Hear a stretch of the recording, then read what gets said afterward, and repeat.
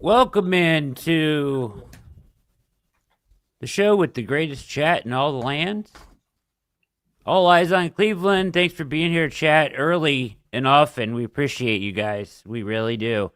This is All Eyes on Cleveland. I'm Brad Ward. That's the one and only Casey Kinnamon at Case Knows Ball on Twitter or X, whatever the kids are calling it these days. And what is up, Big Case Dog? What's up, brother? It'll always be Twitter to me.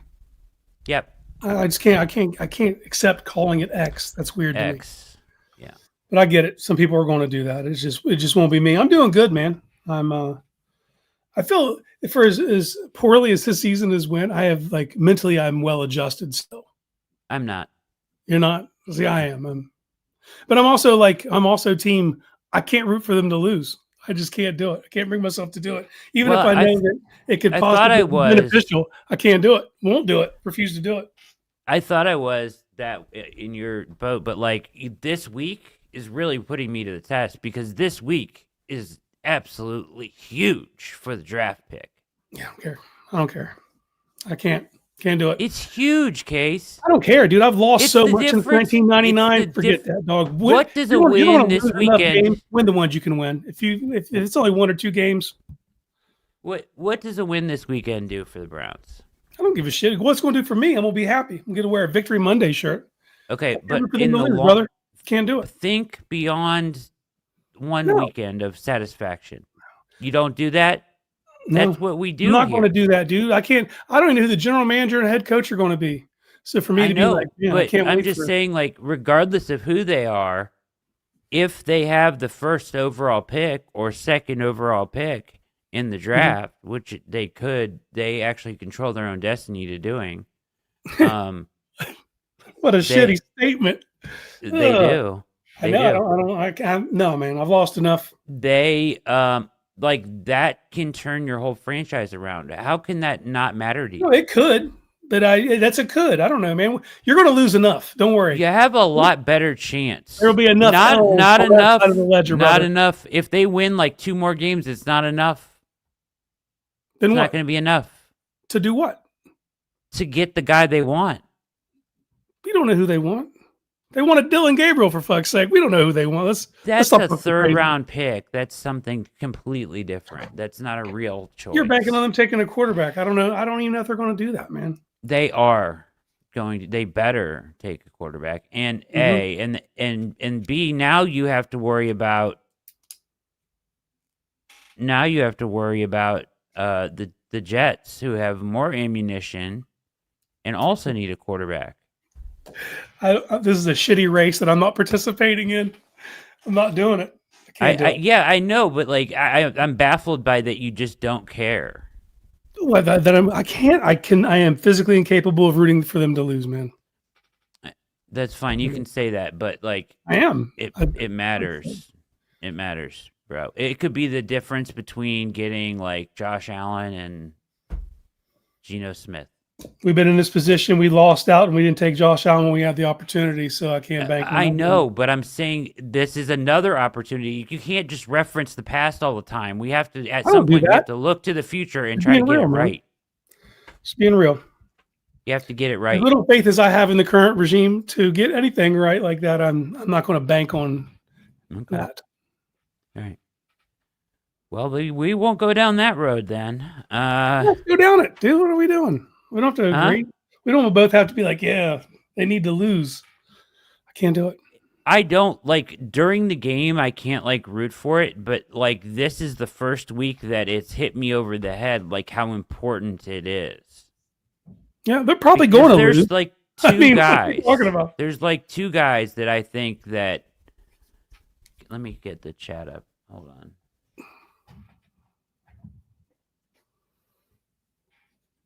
If you want them to lose, you are an absolute clown. Okay.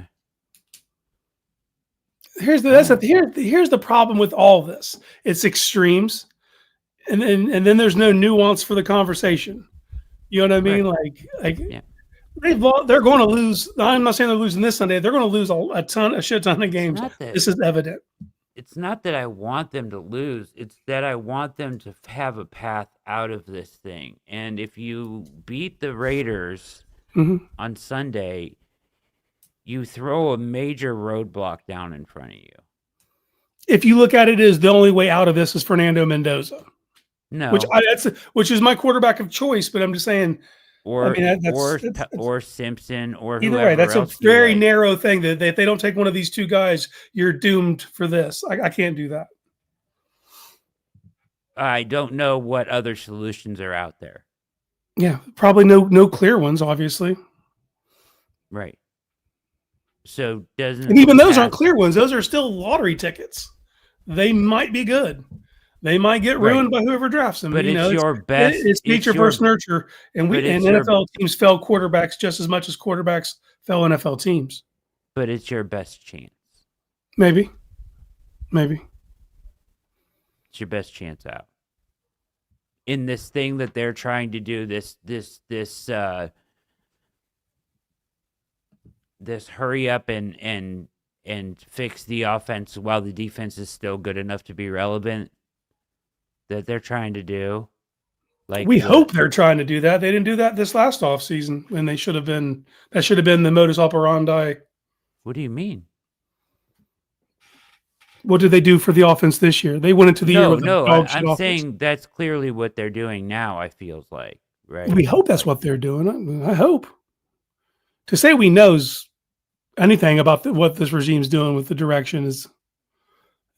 I don't know. I think it's pretty clear that that's what they are trying to do.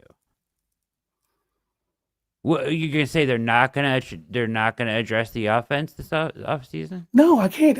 We can't say definitively anything that they are going to do. We don't know. No, I can't be like plant my can flag. Use common sense to think that probably they are going to address offense this offseason. I would hope common sense would say you don't go into the season with this offensive line either, and they did that. Hey, they sold us on. We were buying the whole offensive line. We're on the outside. They know. They have to know better. They see this every day. Okay, they know but these guys are progressing. I'm just saying they sold a lot of people on. Hey, this offensive line can get back to the wide zone. They never went back to the wide zone. They didn't even do the shit they said they were going to do. So our hope is based on what we thought they were going to do. And did they do what we thought they were going to do? So why even speculate at all then? If we don't know anything, then why do we even have the show then? Yeah, I don't know, Brad. You're starting off the wrong side of the bed, man. You are. Anything that I'm saying is about speculation, you're just throwing. Why even speculate? We have no idea what's going to happen. So why even talk about any of this? Speculate. You can't say things are definitely going to happen. That's not speculation. I didn't say definitely. I said that pretty close. They would more than likely. They should 100%. They should look at it like that. They should. Okay, there you go. Yeah, they should. I'll live with should. Jeez, oh man. All right. Go Browns. Beat the Raiders. Yeah, that'd be great. Feel really good about that after this weekend. All right. Let's get off on to some other topics here. We've got a lot to talk about tonight. Browns signed Alex Wright to an extension today. Yes, sir. He is. Do you consider him a major piece of the defense? No. If I were like to list roster cornerstones in that kind of way, no. He's a massive role player though, and he fulfills a need opposite of Miles, which is what they've been trying to do, is get some homegrown talent opposite of Miles and not have to rent constantly. So this is the first sign that one of those actually worked out. Yeah. So extending defensive end Alex Wright to a 3-year, $33 million contract with $21 million guaranteed, which is a pretty team-friendly deal for an ascending edge player. Mm-hmm. I think his history of injuries probably lowered that. Yeah. What it could have been had he not, and he's going through an injury right now with his quad. So, yeah, it hasn't been. He's been pretty healthy this year. Yeah, he's been very effective too, man. Yeah, keeping him under contract through 2028. Wright's growth has been steady since being drafted at UAB in 2022. He developed into one of the league's better young run defenders and quietly disruptive edge opposite Myles Garrett. Would you agree with those things? Yes. Yes, I would. Defensive coordinator Jim Schwartz has praised Wright's strength and discipline, traits that often go unnoticed in box scores, but anchor the Browns' front seven. Mm-hmm. This move signals the Browns intend to build around Garrett and Wright as their long-term edge duo. It also gives the team, this is not my words, I'm reading. It also gives the team flexibility. If Wright continues to develop as a pass rusher, they'll have secured a high-value starter below the market rate for his prime years. The bigger picture, the defense remains the Browns' identity. Locking in Wright before free agency shows that the front office has learned from past mistakes. I disagree. They've always signed guys early. They've tried. They try to. The couple times I've gotten caught with like Njoku getting into that fifth year, but Newsome. But the identifying early and paying keeps you ahead of the schedule. And when you already have so many large contracts on the books, that you got to do that with your other ones. Now, this was his fourth year. This is his last year. Isaiah McGuire has 1 year left. Now, that brings us to the next conversation I want to have. First topic of the night, beyond our argument about... What an argument? Spirited debate about discussion. Whether the Browns should try to get better in the offseason. Yeah, they should. That'd be absurd, right? Yeah. Well, that's where you're at right now when you say you want them to win this meaningless game. Yeah, if they pick fifth, I don't know. Yeah, it's a big difference. You're not going to admit that's a big difference? No, it's not. It's not life or death. Like, well, this is over. We might as well not root for this team anymore. I can't do that. I can't do that. Pretty much.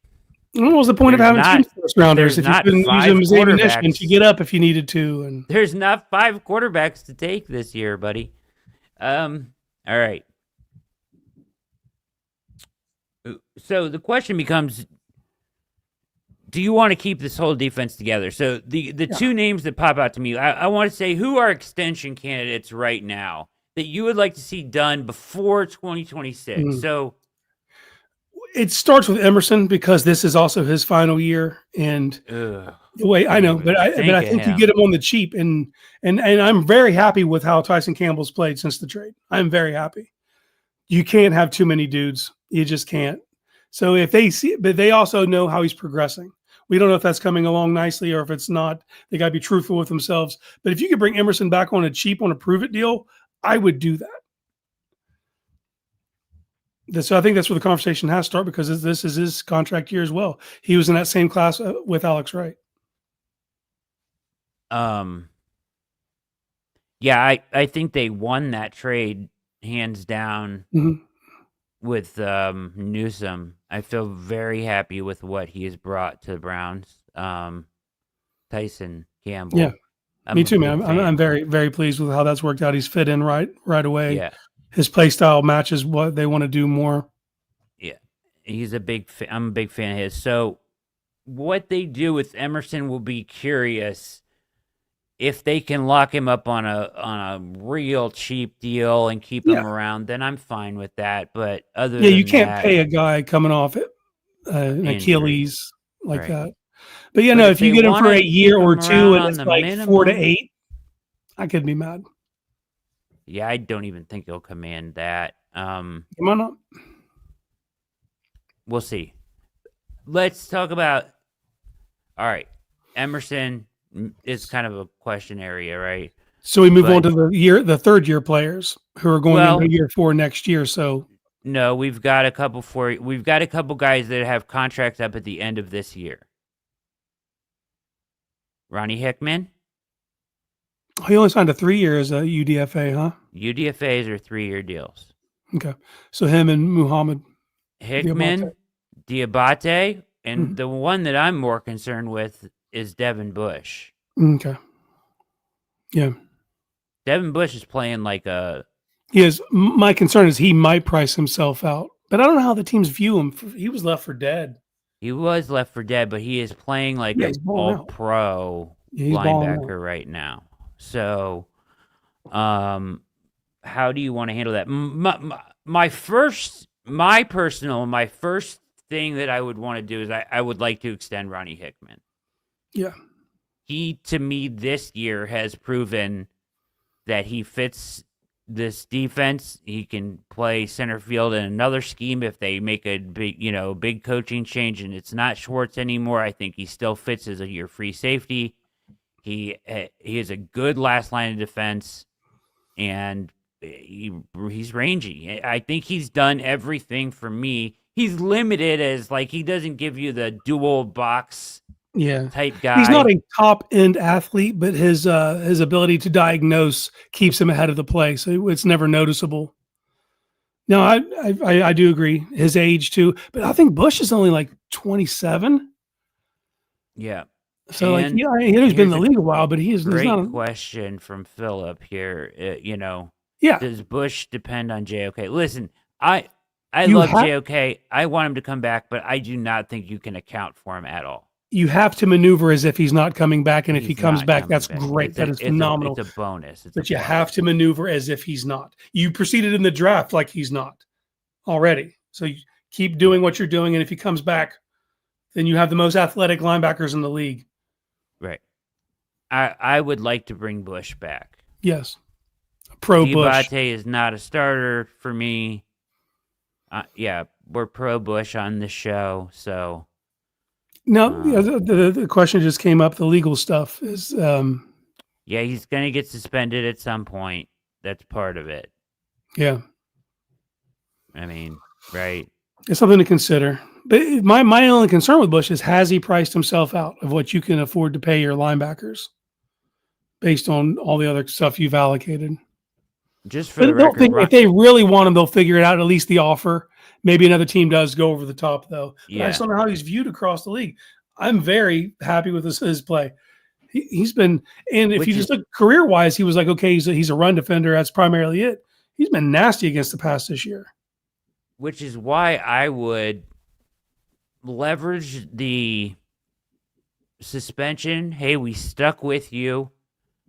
Your career wasn't going so hot when you came here. Look what it's turned into. Let's get to a deal before free agency comes around. That's maybe a little bit lower than where he might get. But I would play those cards if I were the Browns. And we know you're going to get suspended, but I would like to keep him around. So those are the two guys for me. Diabate, I can take or leave. He hasn't shown enough for me to be I gotta go sign him. And when he gets on the field, there's splash plays, but he's inconsistent. He's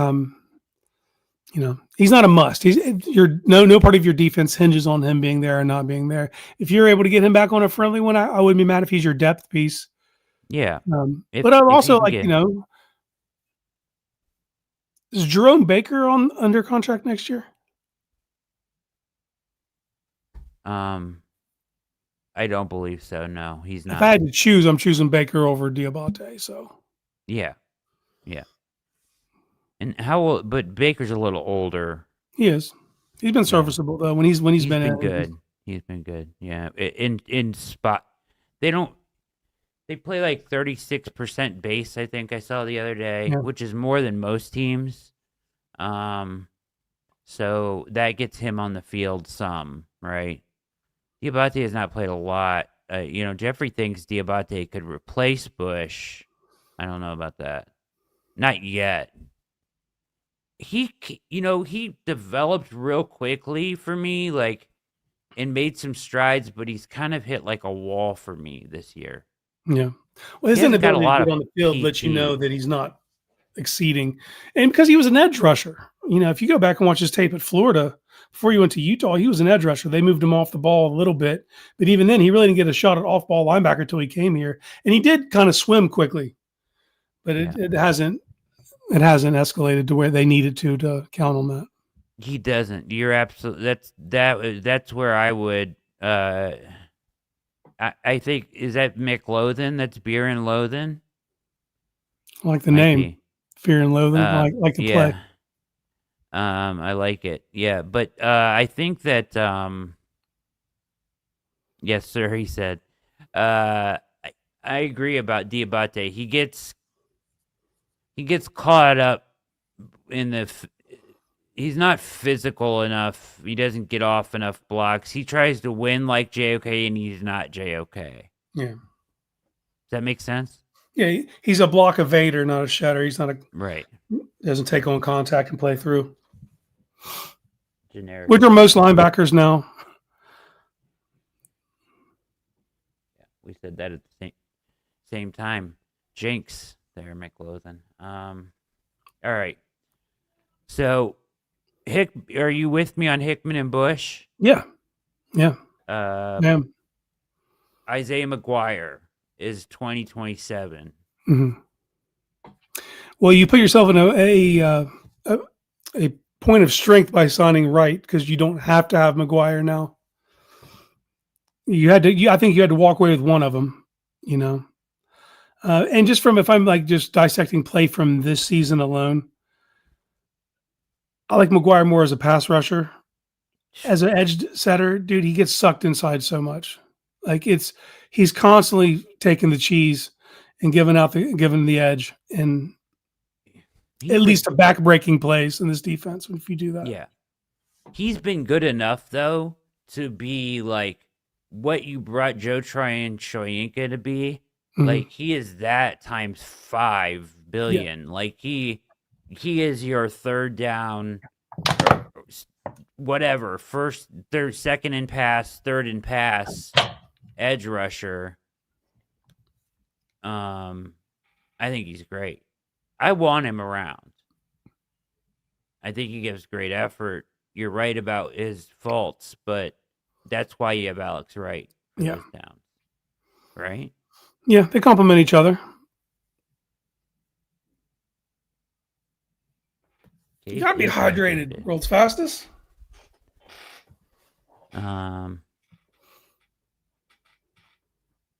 Mike Hall has been playing a little bit of the defensive end, yeah. And Graham as well, yeah. That's true, Jeffrey. I don't see them doing that on pass downs, probably. But, yeah. You could probably get away with Mike doing it, but I mean, obviously. I think Mike can do it, yeah. But I don't think if you don't need to, I don't see why you're doing it a lot. All right. Anybody else coming up that you want to keep or on this team? Harden's only in year 2. He's a guy that I think you need to be looking at next year to monitor.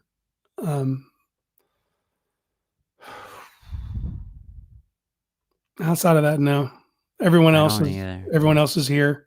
But I am all in favor of trying to keep this defense as intact as you possibly can. You know, I think that's your anchor. It is. Offensively, I got nothing for you. Like, no. I can't. I'm not doing it with Conklin. No way. Oh, I can't do any of these guys up front. I can't be like, those guys they have to be part of your future plans. No. I wish the future would start now and we would see. Because Whippler's in year 3 now, so you're going to go in the next year with a make or break for him. Well, we just were talking about yesterday that Tevin Jenkins played 13 snaps and looked a hell of a lot better than Conklin or Leviston. He's got to be so frustrated seeing the play that's going on out there and knowing that he's a better. Let him play even though it's tackle. I know. I don't know, man. They're married to ideas sometimes. For me, it's always get your best 5 out there. Get Conklin the hell out of here. He is always hurt. Always stays hurt. Yeah, probably the worst decision as far as an extension so far. Yeah, and not good enough when he's on the field. We got fooled last year because he was. Last year he took forever to get on the field, but when he was, it was like, okay, this is better, and it's it comes for everyone. Like Father Tom's. Guess what, ladies and gentlemen? Guess what? Shedeur Sanders is starting on Sunday. It's a thing that is happening. That is a thing that is happening. Here's what the people are saying out there. Following his debut last week in relief of Dylan Gabriel, a moment that moment that could reshape the team's trajectory. This is crazy talk. Sanders' debut was rough, completing 416 passes, 47 yards and an interception, but context matters. He was thrown into the game cold behind a banged-up offensive line and within a playbook built for a different quarterback. I don't know about they're going to run the same fucking plays. I know. They ran the same plays with Flacco as they did Gabriel, for God's sakes. This week started. Wait till they see the secret offense. Yeah, wait till we see. Yeah, because they've been planning so much for him all year. They've been playing possum, Brad. They're catching everyone off guard now. They have this. They've been planning so much for him. They didn't even give him a fucking rep with the ones the entire time that he was in camp and all through 11 weeks of the season. That's how much they've been planning for him to start. Yeah. Yeah, so this week it's different. It's planned, prepared, symbolic. For head coach Kevin Stefanski gets a chance to evaluate whether Sanders can command the offense moving forward. For the front office, it's the first real data point in deciding what kind of poise and anticipation he displayed at Colorado, or if he can show the same as he did in Colorado, pardon me. The Browns could finally have their long-term answer at quarterback. But the key to his success will be the supporting cast, especially at wide receiver. All right, so that's a bunch of horseshit nonsense. Yeah, the supporting cast is what it leads me to believe it's going to be hard to even evaluate this kid. Yeah. That's the problem. Good luck. So I'm glad he's starting because I don't want to watch Dylan Gabriel anymore. Yeah. So I'm glad he's starting for that factor, and I'm glad he's going to get a shot, even though I think if Stefanski could have thrown himself in traffic to stop this from happening, I think he might have. I mean, seriously. Yeah, I know. I was waiting for the headline to come out. Sanders starting on Sunday, still not getting first-team reps. Behind Zappe. Sanders is starting on Sunday, but they're giving all the first-team reps to Bailey Zappe.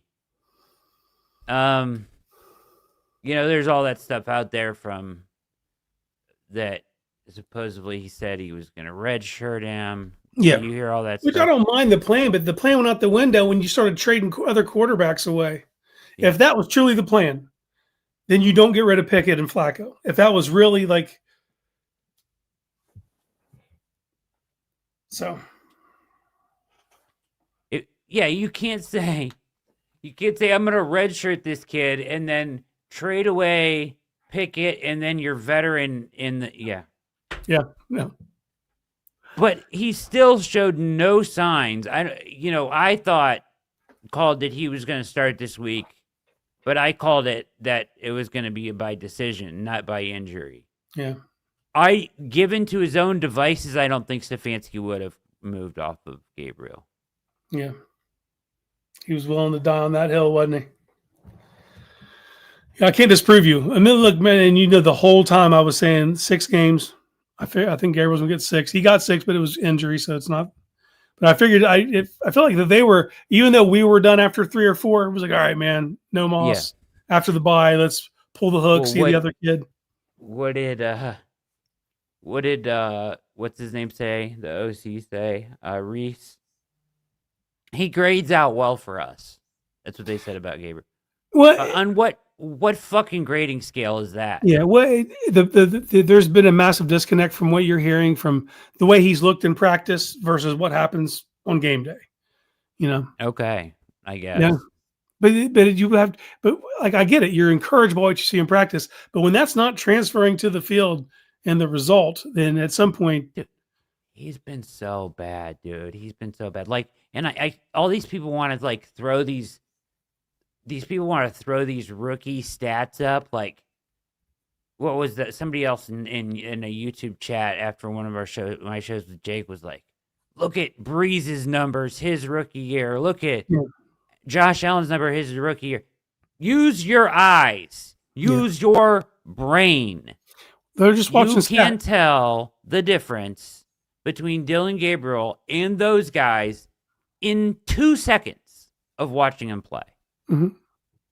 Even if we're going to look at the small ass sample size that Shedeur has in the second half, you can look at those stats and be like, that's dog shit. But you can actually watch and be like, oh, we threatened the third level of the field multiple times. A couple times. We took some chances. We're getting our head up. Like, that's the problem, man. There's no nuance in these conversations. It's either he was awesome or he sucks. It's like, yeah. Okay. Well, I think he sucks, but here's the thing I will say about it. We're over him, right? Obviously. Like, I don't want to see this kid on the field. That doesn't mean the book's written. It doesn't mean we won't see him going forward. It doesn't mean that he won't learn to be a backup, even if it's with some other team. Maybe. It's 6 games. I don't want to see it anymore here, but that doesn't mean that it's over for the kid. Like, I mean, he might be the backup here. Let's play both scenarios out, right? Like, probably Sanders is going to struggle, and about the same. He'll probably be more fun to watch because he's going to push the ball down the field more. What? I think that in a year where we're bad, and the year's lost. Give me some excitement. Give me. Let's hit some dingers, baby. You know what I mean? Yeah. He's going to throw the ball down the field more. It'll be more exciting because of that, and fans will like it more probably. But he's going to take bad sacks. He's going to drift. He's going to hold the ball too long. He's already too slow in his drop. He's getting back. His hips are wide open. This isn't the Big 12, kid. You got to get it together. Well, so you can get away with that if you're processing during that, and when your back foot hits, it comes out. You can't have a slow drop and then have a hitch. And then it doesn't going to work. Yeah, it ain't going to work in the NFL, let alone behind this line. It's over. Like, if you're going to be slow in your drop, boy, as soon as that foot hits, that ball's got to be out. And if it's not, you're in trouble. So, yeah, I mean, I'm rooting for him. Ultimately, my belief is pretty firmly that the answer for this team is not on this roster at quarterback. So when you look at 2026, if you would rather have one of these guys as your backup, I would much rather it be Gabriel, because the noise ain't worth it. I don't want the nonsense that comes. And it's not Shedeur's fault at all. I know. I feel bad because it's not his fault. I feel bad. It's not his fault. The kid is a great kid.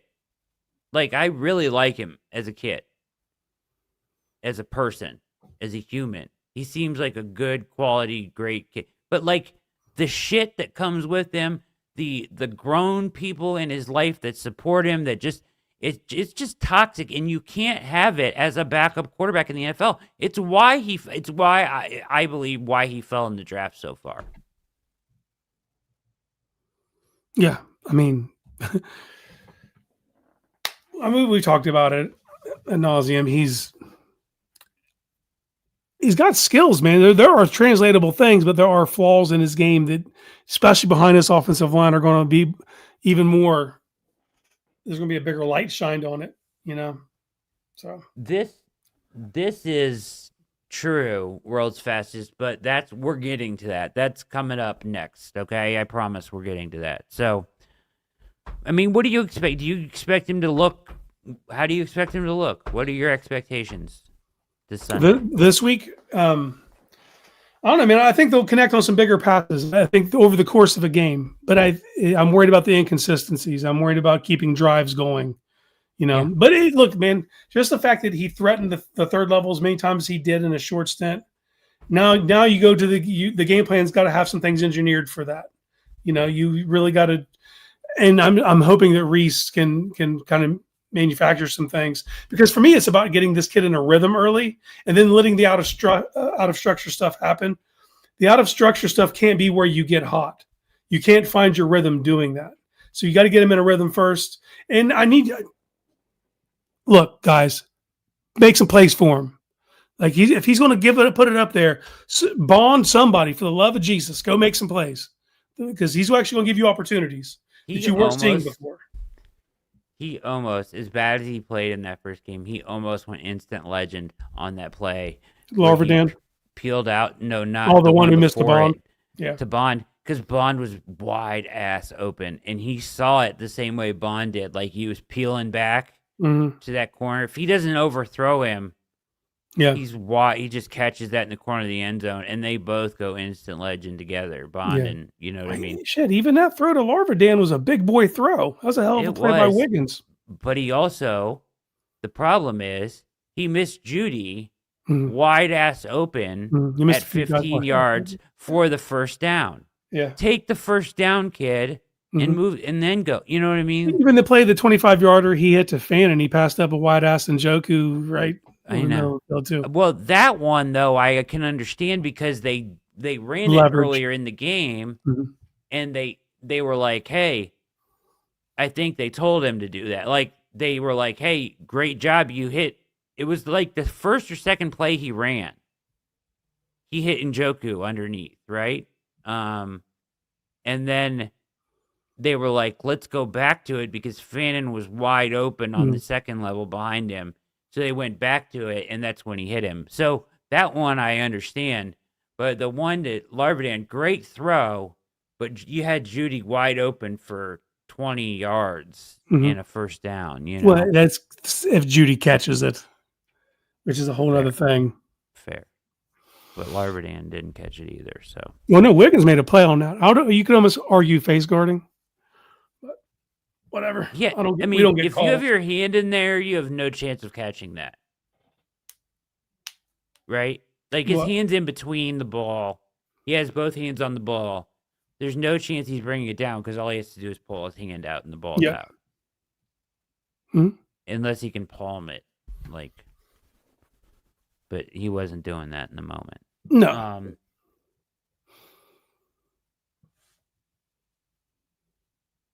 Yeah, it was Philly. That moment was teed up on that Bond pass. When he spun out and there was nobody there, I was like, "Oh, he's cooked."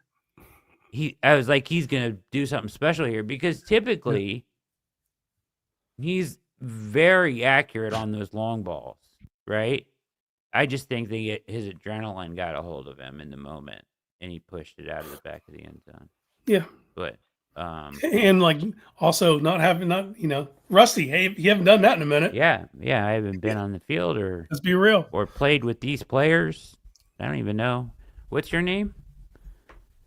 Well, we think when he was actually getting run earlier in the season, like the Carolina stuff like that, Bond wasn't even on the team yet, right?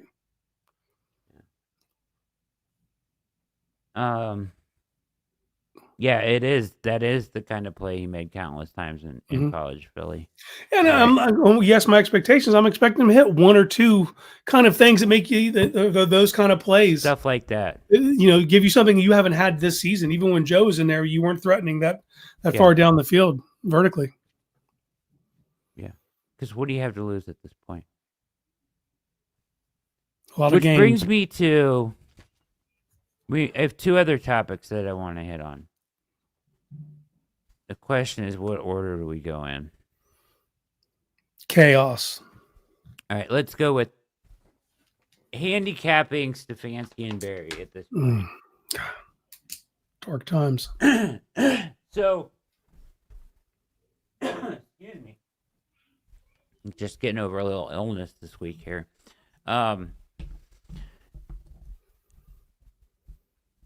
I have arrived at the point where I want Kevin gone. I don't think there's any path forward. To world's fastest point, he was talking about he looks way too comfortable for a guy that's 2-8 and 5-22 in his last whatever. Yeah. At the press conference. He's just chilling up there. Right? Looks way too comfortable. Which once again makes me think they may have assurances. Yeah, that scares the shit out of me, man. It scares the piss out of me. Yeah. It scares the crap out of me, dude. I acknowledge that very well could be the case. I can't operate under that is the case. I'm evaluating what I'm seeing, and it's brutal, man. In range of outcomes. Yeah, the thing about Kevin is is there a good coach in there somewhere? For sure. You've lost whatever you had, and I don't think you get that back here. I think you need to go back, be an offensive quality guy for a team, get back to being an OC. He'll go straight to being an OC, I bet. I think he might even you might even see him in New England just as a consultant for a year or something. Maybe. Something like that. But I think he'll stay with the game. He's definitely not going into broadcasting or anything. So I think he'll stay with the game. He's gonna get another head coaching job at some point. That's what but he has to work his way back there, in my opinion. I just don't think it's gonna happen here. So like I can't and I'm where you're at with Stefanski with the whole thing. I acknowledge I think Berry has a better chance to come back than Stefanski, but I want to reshuffle the deck. Like I can't validate. There's been so much inconsistency and bad in these 6 years that it's hard for me to believe in years 7 and 8 it's coming together. I just can't get there mentally. Because I don't think they started out with a true tank, world's fastest. I don't think they started out with this in their mind. I don't think they did last year either, man. That's what's like. I don't think either season they went into like, well, this is going to be just a shit season. And we know it. I think it just went to shit on them. And then now you're left to your devices. And the best case, the way out at this point for me is getting the best possible pick. That's world's fastest. That's why I'm there. I don't think they came in saying this was a tank from the get-go. Boy, it'll be a fun show when I get to where you're at, huh? When I get there and I'm like, yeah, fuck it, let's just lose. Yeah, I mean, so maybe if you feel like they were tanking all along, that's fine. Either way, I don't think you signed Malik Collins. I can look at like moves they made and be like, I don't think that signals what you're thinking. It's weird. There's some stuff that signals tank, and there's some stuff that signals like they weren't, right? Like it's hard to really derive where they're going, which brings all of this into question. Either way, there is 3 years world's fastest, and you were pointing this out, so I'm agreeing with you, and I don't. So you're saying that, I guess you're saying you think Stefanski should get a pass if they're tanking, which I don't. No way, because there's 3 years. They've been in the bottom 3 in EPA per play for like 3 straight seasons. Mm-hmm. It's inexcusable. He lost it. He lost his fastball. He doesn't have it anymore.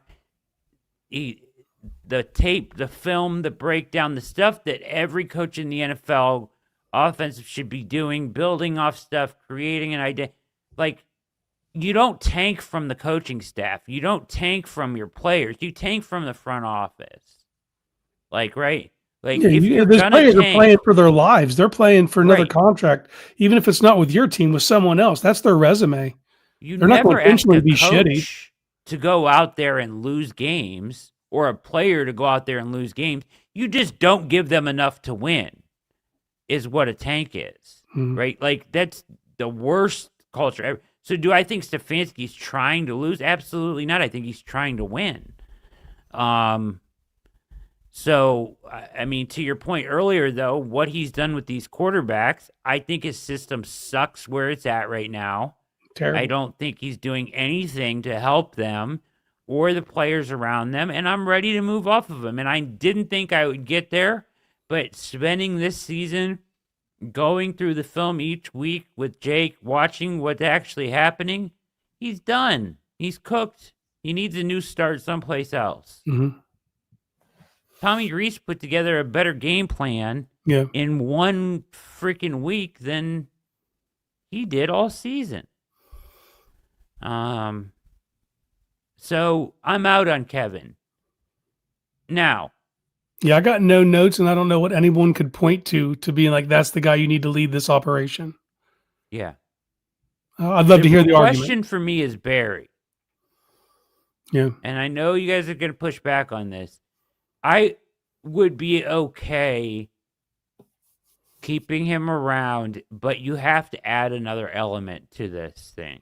Like, make him the president of football ops and bring in a GM underneath him that's more of a football guy. You're going to get his twin out of Philly, you watch.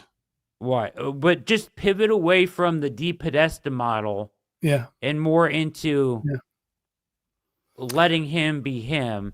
because he's great with the cap. He's already got us leveraged out of the ass with the cap, so he's going to have to get us out of it, in my opinion. It's going to be hard to have somebody else do that. So I'm fine with having him here, and I think they're operating in a way, giving Alex Wright an extension, some of the moves made during the year and at the deadline, that it feels like he's not going anywhere to me. Yeah. I acknowledge that he feels way more likely to return than Stefanski, in my opinion, but and I can see a pivot like you're talking about with him moving to president. I can't argue with people that are like he's, because he has had bad drafts. Yeah. Well, Jacob brought this up. Jacob Roach brought this up. He's also missing a lot of first-round picks to his own fault. Well, we're talking about the guys who are extension eligible from this year, from the 4-year players. Only 2 from that 22 class, or even like, you know what I mean? Like that was it. Everyone else, there was no one else even here. Yeah. None of them made it, And it's Emerson and it's Alex Wright. But he's coming off. Brought this up about the last draft class. Yeah, last draft was his most successful, but it didn't have any of the DePodesta characteristics. Right. You want positions that weren't highly, premium. I'm saying, so if maybe they already pivoted away from some of that stuff. Feels like that is something to think about. But I would also argue I don't think one draft class would save your job either. I don't know. It's just I think it's more complex at Berry's level than maybe I don't think we know all the ins and outs. And no, we absolutely don't. The way that Haslam has meddled, like what has been Haslam, what has been Berry, what has been DePodesta, like there's a lot of nuance there that I'm not sure that I fully have a grasp on. So I'm okay with, because of the way he gives you an advantage financially every year, I'm okay with keeping him around, at least in the short term, at least until Watson's deal is out. And then if you haven't turned it around by 28 when Watson's money is off the books, then you're done. Yeah, it's like me giving you credit for cleaning your room when you're the one that got it dirty, though. Right, exactly. But was it him? I mean, you know what I mean? Yeah, we don't know. We don't know. And this is the evaluation part. Now without DePodesta, we know he's not a factor, at least anymore, in decisions and things. So we can pin things more clearly on who's responsible for what. But yeah, I don't know, man. Like it's back to it's hard for me to go, this is what's happened in 6 years. No consistency. Even when you had higher watermarks, you've had even lower lows. Yeah. And so it's hard for me to be like, we built something here, or there's nothing. You've built nothing in 6 years. So I'm supposed to believe in year 7 and 8, we're going to turn the sucker around. It's hard, man. It's a hard sell for me. Well, I mean, I think that changing the coach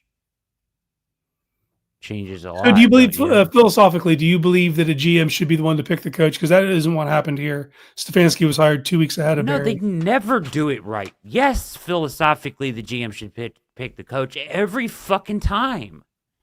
They never get it right here. They always they don't have any ass backwards. When's the last time the GM picked the coach? You never had a GM like stable enough to. And that's my other question. Even when you make a full regime change, it should be GM first, then the coach. Yeah. They never do it. They never do that. But this isn't, for me, this doesn't even feel like that situation, because if you do bring Berry back, is he in your mind on some sort of hot seat?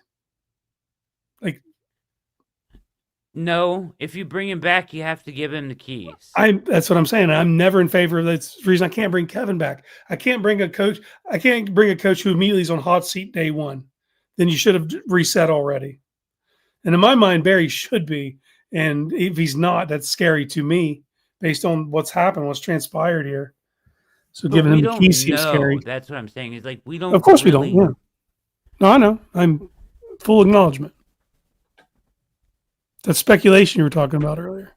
Yeah. In my heart, he should be on the hot seat, even though I acknowledge out of the cast of characters that's here, fair. He's the most likely to come back. like people in the chat are going to disagree with what I'm saying about Berry, and I totally recognize that. And people are going to come in and watch this video and write stuff that I'm carrying water for him or what. I'm not. Like, I recognize that he has failed at multiple steps. I'm just saying there's a lot of nuance to what has happened here. Yeah. Coming into this year, I still had Stefanski's back, but black and white on the paper, you can't bring him back at this point, in my opinion. Yeah. So he's lost the voice in the locker room. They need a change culture-wise. But like, people are going to argue against me about Berry, and they have every right to. Like, I understand both sides of it. I'm conflicted on Berry. You know what I mean? Like, I don't even know if that's the right thing. Yeah. Because we don't know the ins and outs of all the crucial moves. The decisions that have been made and the directions they've taken at certain times. I just look at the cap and where it's going, and I'm like, they're better off if he guides them through this because he's planned it out like 10 years in advance. His first 6 years, the planning's been shaky. Not financially. No, but I can't. Also, that's the whole like. So you've made yourself indispensable. Like, I can't, because of the way you structure these contracts. It's like, so you built this maze that I can't get you out of. So you have to, because you're the only one that can get through the maze. But you're the one that created the damn maze.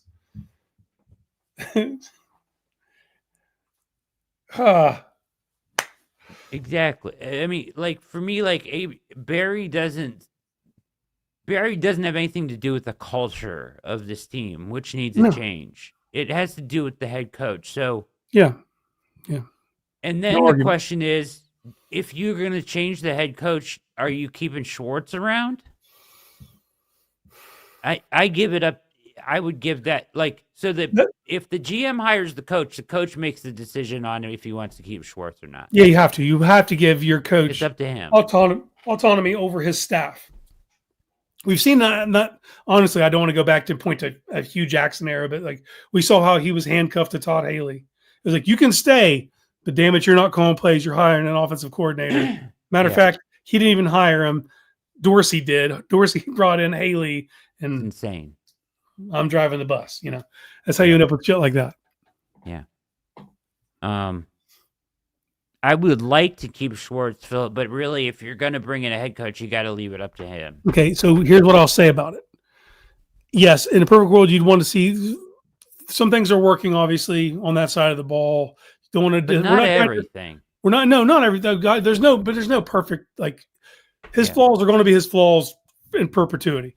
Yeah. But the players like him, whatever the buy-in is, you have to know that behind the scenes. Okay, cool. We're not trying to disrupt the roster of the defense. If you can keep the coach, that'd be great. And it's going to be a harder sell to get a head coach, I believe, than a DC. There are several people that would want to work with this defense. Yeah. Like, you would have a longer line of applicants to come and work with Myles Garrett and Denzel Ward and, you know. But are you saying that the head coach, I'm not even saying the head coach has to be an offensive mind. Oh, no. Same. Dude, I want a leader of men. I am. It can be whoever. Show me a guy who can create that culture you're talking about and instill a winning tradition around here. And or erect statue now if you can get that. Yeah, that means he brings in his OC and that, you know, they move forward from there. But, you know, the more good football people you can get in there, the better. But it needs a shift. Yeah. But if this deck got reshuffled and Schwartz was a remaining thing, I wouldn't be mad about it. Like, okay. No. I don't think I would be furious if he got washed out either. No, you can take this defensive personnel and make it, they could play a lot of different ways and be successful. Yes. Agreed. So Joe Brady is an interesting name. I don't know what he is leadership wise. I'm not there yet, but I was having this conversation in another Discord. Kubiak is interesting. And everybody's like, well, we don't know what they are as leader of events. We have to go on just the system. I don't agree. Start watching press conferences. Start watching how they handle the media. Start listening to players talk about them. When you zero in on a guy you want to be your candidate, start listening to press conferences. because that's the voice you want. That's what you're bringing in here, man. And because right now, obviously, I want the wide net, interview all the people, all the top guys, interview all the top people. But don't just fall in love with the system, because systems come and go. I don't want a college coach, though. I'm rolling that out. There are some that I'm intrigued by, but once again, bring them in for interviews. Marcus Freeman. Freeman's one. It's the only Campbell one I'm Iowa State. By. There's a couple guys I like. Doesn't mean I'm saying that's who your head coach needs to be. I'm not down on any hill right now of who the next guy needs to be. I would interview Freeman. He'd have to blow me away, though. Yeah, that's the bar. I think Case just froze up on us. I see Reese's name in the chat. I feel rather strongly that Reese. Oh, you froze up on me, buddy. Yeah, you went away. Like, it was for a second. I just had a black screen. Be back. I think Reese is going to get a head coaching job at the college level. Yeah, that's kind of where I've been. I think he's auditioning for that right now. Yeah, I don't even think he has to do that well. I just think the experience that he already has, added with calling plays in the NFL for a half a season, will be good enough to get him a job somewhere. Yeah. Yep. So, and there are a lot of coming available. I think he's thought of pretty highly in college circles. Mm-hmm. So. Yeah, that was. I mean, obviously, like last year, it was between him and Bill Belichick to get North Carolina. Yeah. So he's already there as far as that goes. Like, do you think like Ole Miss is too, like, if what's his name takes the job in Florida, if Lane takes the job in Florida, do you think Ole Miss is a job that would take Tommy Reese? That feels like a good fit to me. Yep, I 100% feel like that would work. Yeah. I don't think he's long for the NFL either way, I guess, is my opinion on that. Yeah, he feels more college. That doesn't mean he won't return to the pros at one point, depending on success and how things go. Dan Lanning? Would you look at Dan Lanning? I like Dan. Yeah, every time I've heard him talk, he's been okay. Yeah, interview him. Bring him in. Yeah. Is Phil Knight going to let that happen? Yeah, are you going to outbid Nike? These guys it'll be hard. Do not. I cannot. And no gimmick shit, no Gruden, none of that shit, no Belichick, no gimmick bullshit. We're not bringing those guys in. Thank you. This has to be a real. I'm glad you're saying Pete it. So Carroll, yes, I would take Pete Carroll in a second, but he's not leaving Vegas. Wouldn't you take Pete Carroll? And I mean, when you take a coach that old, 73. I think when you take a coach that old, you have to have a plan in place already for the next guy to be handed off.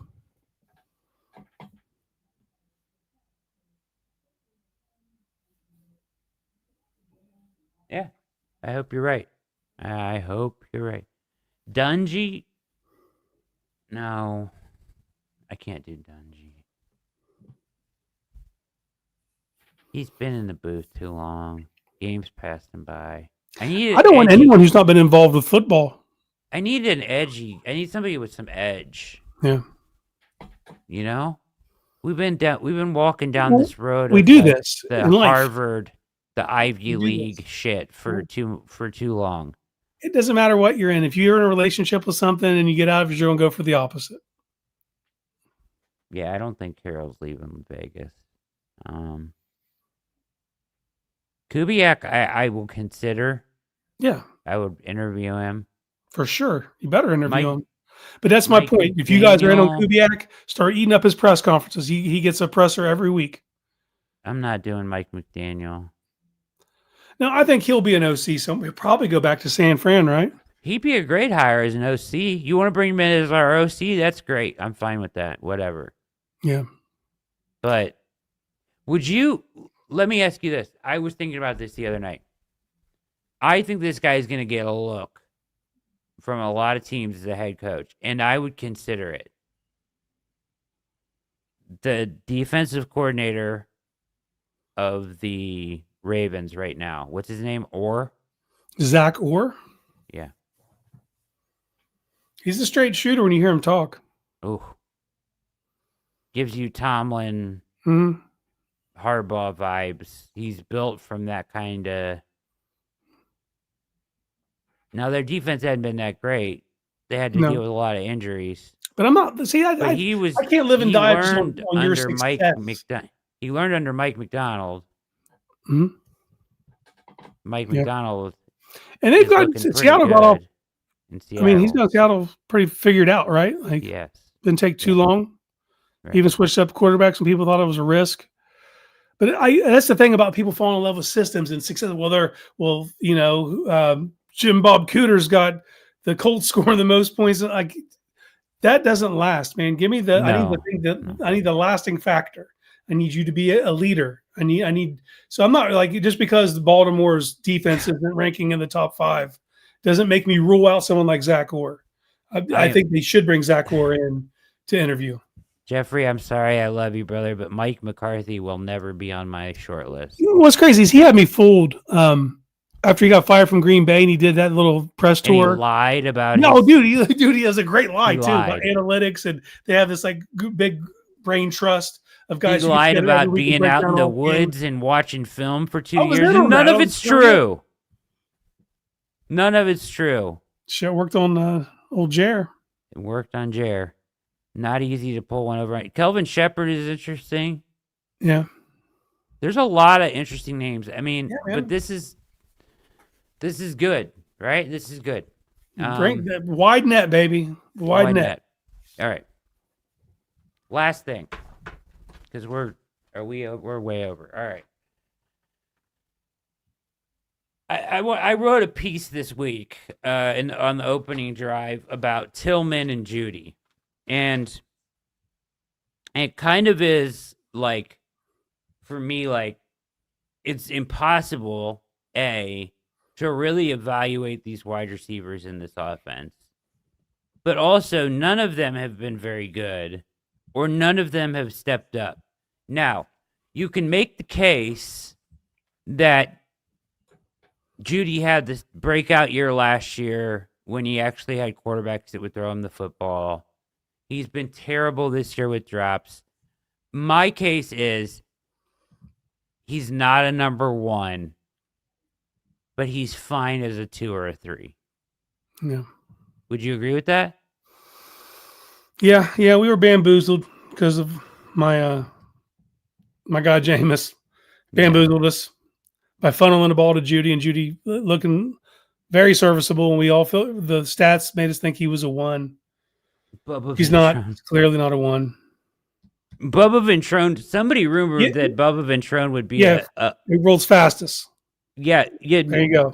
I know he's saying that out of jest, but somebody wrote in an article that he would be a good head coach. Yeah, I saw that in the Slack. Yeah.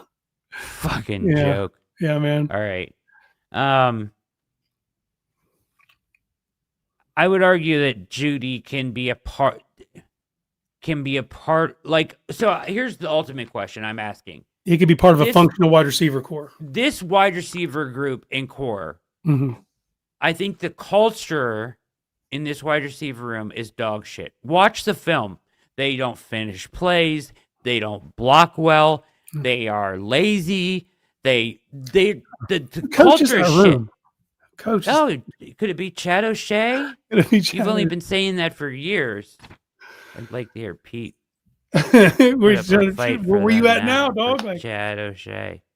They had something going in 2020 with the no block, no rock. They had like a culture thing. Jarvis was a hard worker. That shit's gone, dog. There is nothing. Dude, the culture in that room is terrible. Nobody makes contested catches. Nobody does anything above expected. Anything. Like, do they have any yards above expected this year? Probably not. No. God, no. Right? Corley. Maybe Jeudy on that one move in the last game. Right? Corley does. Corley does? Yeah. So, but yeah. He's a piece of shit. He's got to go. O'Shea's got to go. Thank you. And then because their culture is dog shit in that room. Yeah. And So how do we transform this room for it's there? Let's be real for a second. I know we had this argument at the beginning of the show, but they're gonna have a young quarterback in here that's not on the roster right now to start next year. Yeah, cool. Yeah. No, dude. What do you mean? No, don't get defensive. You said they should. Cool. They 100% should. Yes. You think they're just gonna roll with Gabriel again next year? God, don't put that in the ether. Why would you do that? I know, but like, then what are you saying cool about? What other option is there? Dude, why are you going down this road? We're talking about wide receivers. Let's talk about wide receivers. I just want you to admit that they're going to have a new quarterback in here. Yeah, I just don't know who it's going to be. I'm not, but they should. Yes, they 100% should. You got to keep shuffling that. Unless Shedeur catches fire, then yes, they should. And it would have to be fire like of a legendary status to move me. Yeah, I don't want to invoke names, but there are quarterbacks who went on tears in a rookie year that have done this. Purdy? I don't want to say his name. He's on the roster now. But if you remember his rookie year, it was like, oh, shit. He'd have to do something like that, a 4 or 5 game span of just 300-plus yards, 3 touchdowns, every interception. Huh? Zappy? No, I don't want to say it. Just say it. Do you remember his rookie year? Do you remember his rookie year? It was unreal. Like, it needs to be something like that to where it's like, oh, man, undeniable. I have him so far out of my mind, I didn't even go there. I don't want to bring it. That's the reason I don't want to say it, but like I do very vividly remember when he first got on the field, it was like, oh shit, there's a new player has entered the chat. But smokescreen lies. All right. Anyways. It was true then. Yeah, it was. It's not true now. I don't know what happened. But it would have to be something like that. But let's go to the wide receivers. But it's very unlikely to happen. Yeah. That anybody could influence them enough to take their top pick and not spend it on a quarterback this year. I would hope so. I would hope so. I would hope so. All right. So the mission that I've written down here, 2026 mission, obviously they have to rebuild multiple rooms. One being the tackle, guard. Well, we don't know. Yeah. I think it's possible that they could have a center on the roster. Mm-hmm. I think it's possible that they could have a guard on the roster. Jenkins, we need to see if Zenter can even be active. But you're going to need 2 tackles. You're going to need, you're going to need to take 2 offensive linemen in the draft and supplement through free agency major league, right? You're going to have to turn over that roster. Mm-hmm. That part of the roster. You're also going to have to turn over your wide receiver room, in my opinion. Yeah. The culture cannot stand. Some of the bad habits cannot stand. You just have a bunch of guys that have not done anything above what was expected of them when they drafted. Some will put this on Berry.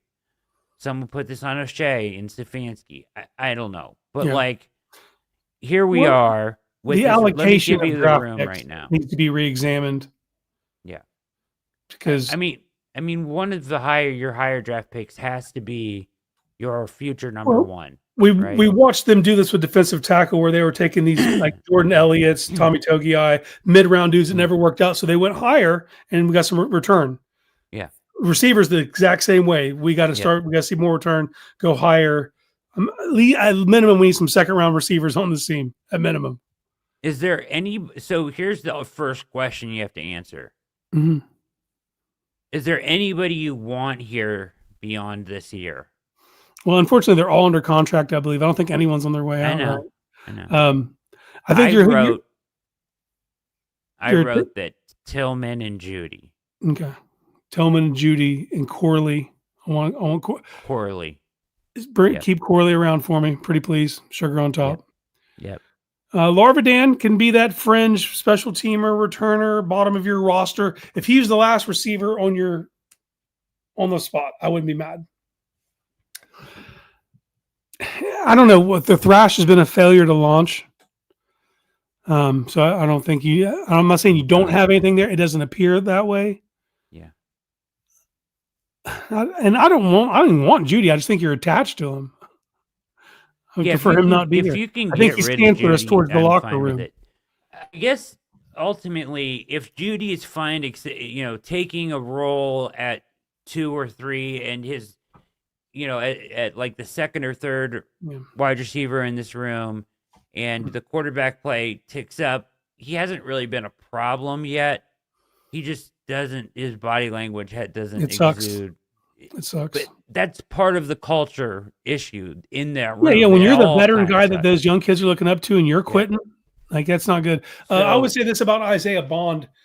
Yet bring him back, but you make him earn stuff. Don't just quit handing him stuff, dude. Like he's got to learn the position. He's got to learn the nuances of playing wide receiver. He's got to do a lot for me. He's in the fucking shit bucket. I know, but from a physical standpoint, you don't have a guy that does what he does right now.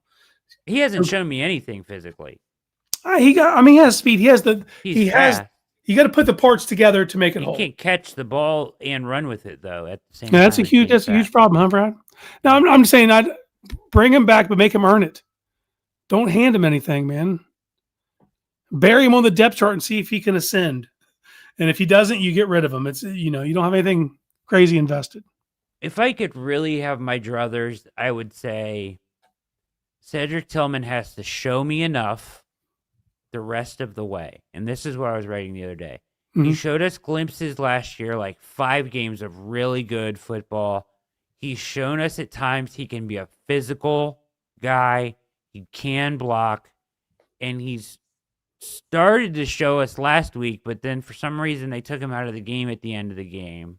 Yeah. He was having a good game, though. He had like 3 for 50-something. Anyways, it's hard to evaluate these guys with these shitty quarterbacks. Yes. But if Tillman could just show me something and stay healthy, stay on the field for the rest of the year, I would be open to bringing him back as one of your top 3. Okay. Yeah. Judy, I can take him, relieve him. If we could get off of him, I'm fine with it. He can go. I'd rather not have the pain in my ass. But if he's going to get right with the change of culture on offense and play his part, then fine. But that's up to these guys to decide. I'm fine with him going, though. And then I would like to have Corley back. The rest can all go fuck themselves. Okay. Yeah. Really. Yeah. I think you got to turn over the whole shebang. You're not getting any pushback from me, man. So how do you do that? Okay. So what does Berry do here? Berry, we think that whoever's in charge should be allocating higher draft picks. So you're going to bring in a late first rounder or early second rounder, right? Somewhere in that vicinity, you need to address that. Yep. Okay. So we don't know who that's going to be. That's TB. The Jags pick or the first, second Browns pick. Yeah. And that'll get you in that sweet spot, and everybody's fixated on the first round, but if you look at second round receivers drafted, a lot of studs come out of the second round, it's just how that position works. Okay. But who are the trade targets? I know AJ Brown's an easy one, right? Because he's disgruntled. Nope. Okay. Nope. Not doing him. Keon Coleman from Buffalo. Would you be in? Is he a toxic piece of shit like he seems? He seems toxic to you? I don't know. Why is he in the shithole in there? Yeah, people get in the shithole. That's what you're going to look for, though. You're looking for a dude who's on the outs, on his rookie contract, on the outs with his first team, but you believe in his talent enough to bring him in. He didn't make that cut for you? No, he makes the cut talent-wise. I would be interested. That's all I'm saying. Interested. Yeah. Keon Coleman's a name I would look at. If he's still in his rookie contract, you'd have control for 2 years. Possibly 3 if you want to franchise him.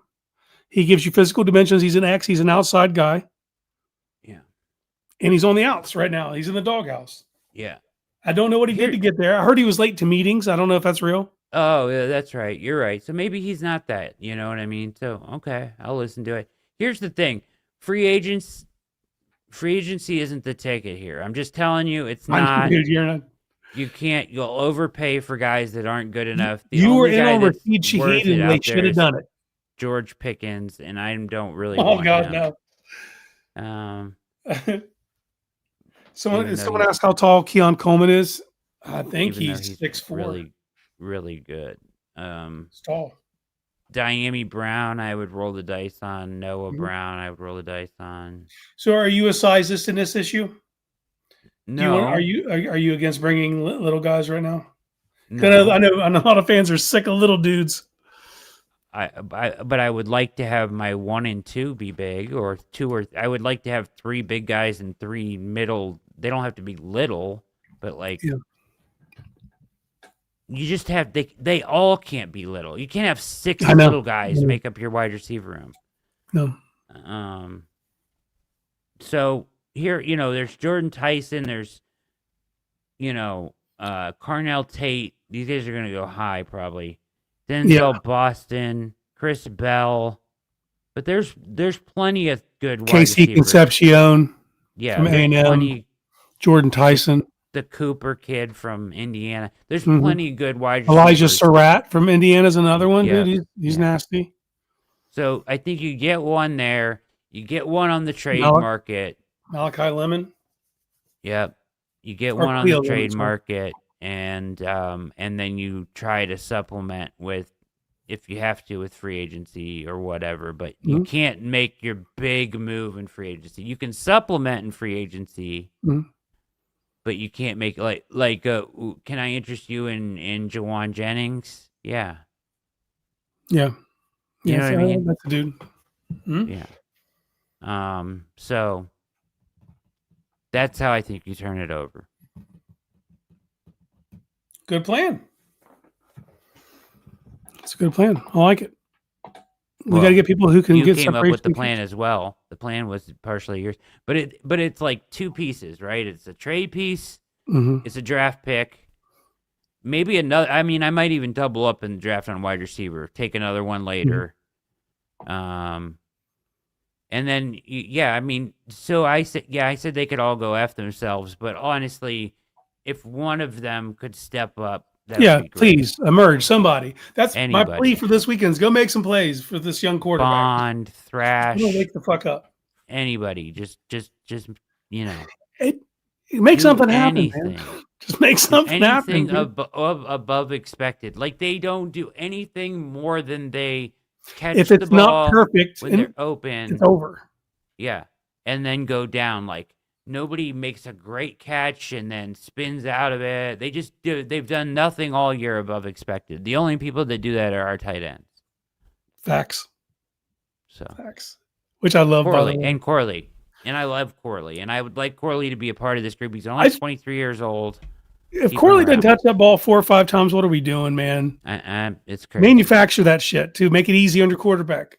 And even that, and like, can we just let him get in some routes? He doesn't always have to be the gadget guy. Let him run some routes. No, he was good prospect. Yeah, I'm in. I'd rather give him those routes than Bond. And I know he's going to finish him, and he's hungry. He's the attitude strong, you need, man. Dude. He's the attitude you need for sure. He's strong, dude. Physical. He's got some Anquan Bolden to him, bro. Like, he blocks when they ask him to. He's the opposite of what everything that room is about right now. All right, that's it. I saw Jake poke his head in here. I know he needs this room for a minute. So, real quickly, TV. I finished the lowdown. You finished the lowdown? Yes, sir. I already finished Task. I already got Black Rabbit. I would like to thank the Cleveland Browns for being dog shit this year and allowing me to watch TV shows. You finished Task? Yeah. I finished. I told you that last week. Oh, I didn't know you finished. And I just got started on Lowdown. I was only 1 episode in the Lowdown when we talked last week, but your boy knocked it out, finished the last episode. You're a big fan? Today. You're a big fan? I still, it definitely has a Lebowski feel. Yeah. Like the quirkiness. There were some lines that were said. How many episodes have you watched? 4, 5. Okay. The private investigator played by Keith David. There's a scene later. Good stuff, man. Yeah, I'm looking forward to it. So I watched the show and we ripped through it, me and my wife, over the weekend. It's on Peacock. Do you have Peacock? Do you have the cock? Yes. Currently I do. It's called, I think I brought this up. All Her Fault. I think I brought it up last week. You did. I didn't write it down though, because I am officially in the looking for a new show. You want to talk about twists, turns, edge of your seat from point A to the end. Shit that does not stop happening. That makes you think and fuck with your head the entire time. All Her Fault. Mm-hmm. It's ranked number 1 on Peacock right now. It is tremendous. I will throw another show out there that I haven't started yet, but it's on my list. Is Eddington. Oh, that's with Joaquin. Oh, I thought it was with our guy from. I think Joaquin's in it. I thought it was the guy that was in the Fire one, the Fire show. What was that called? The Fire show? I don't know. The show where the pyromaniac, he was a fire investigator, but he was the pyromaniac. Backdraft? No, it was a recent You're just explaining Backdraft to me. And the Burn Notice? What are we talking? Who the hell is texting me?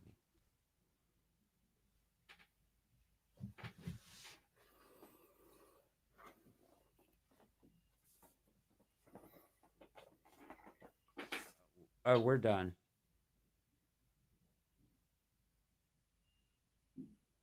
All right. We'll pick it up next week. Gotcha. All on Peacock. Boss needs the room, so we're out. Hey, thank you guys for watching All Eyes on Cleveland. Get over to Browns Film Breakdown right now. Become a member. It's a great gift. Look for it's going to go on sale. It makes a great gift for loved ones that are Browns fans, because it's the gift that keeps on giving. Hey, love you guys. Best chat in all the land. Appreciate you guys putting up with my garbage again all night long. And Casey, you're a gentleman and a scholar. Well, with that, we're going to get out of here. Thank you guys. Have a lovely evening. Go Raiders. No, I'm just kidding. See you on the other side. Dudes, I'm sorry. Hopping into your show. Hey, look at this. Oh, man. Here, I'll taking over. Just kicked Brad out. I didn't kick Brad out. Brad bounced. Brad jumped out, suicide style. I was jumping in to say hi on the show.